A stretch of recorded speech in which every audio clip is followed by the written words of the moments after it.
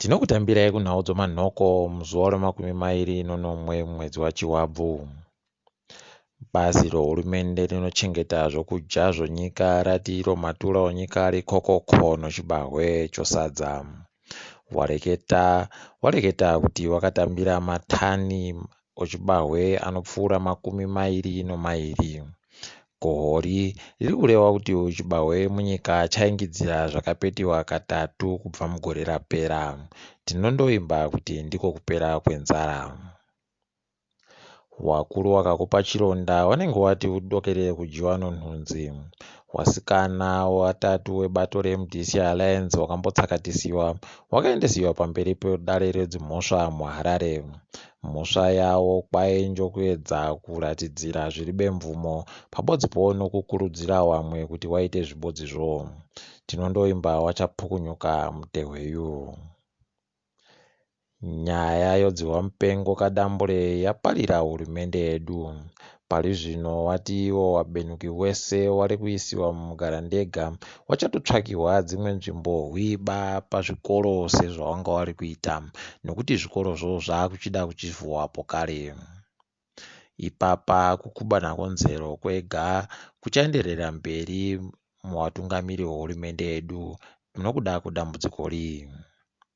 Mune imwe nyaya, kambani inotengesa mbasha yoEdgars yati iri kutsvaka makutukutuwo mari okuti iingidzire zvitoro zvayo pabodzi nokuwakirira zviripo kare zvave kupera pendi.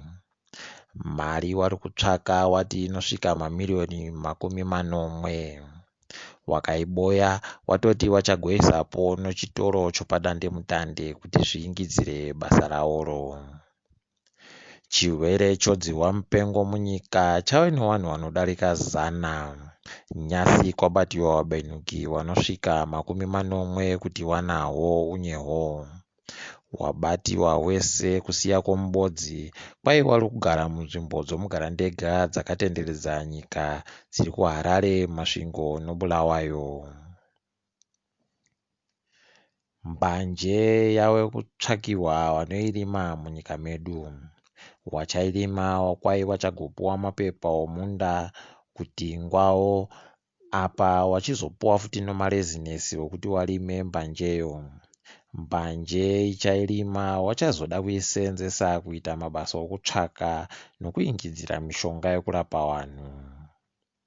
Toringadzo pasi rese.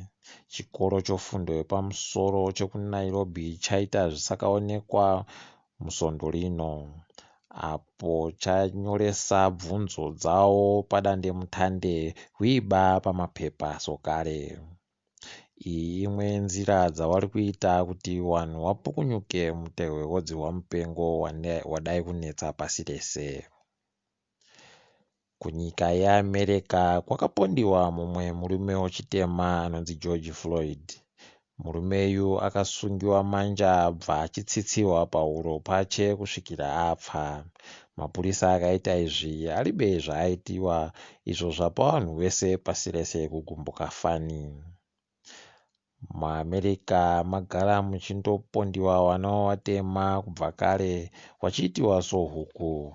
Heno kuti zvichazoperawo rini? Munyaya yedu yokupedzisira, pasi rese rakandoringa ubasa hunoshamisa huri kuitiwa novana vekuAmericawo, avo vari kuendesa chitundumusiresere chino vanhu kunomhara pamwedzi nyasi uno. Panga pava nemakore anopfuura 10 America iribe kutumira vanhu kuenda kunogara pamwedzipo. Wari kutoringira kuti vachazoita nguva iyo vanhu vachazoendako sokuenda kunoitiwa kudhorobha pasi rese. Heno kuti vachazvikuita rini? Naiyo inyaya cheduwo chinobhururuka chabva chandomhara wamabi yangu. Ndini wenyu Mhanduwe onhau.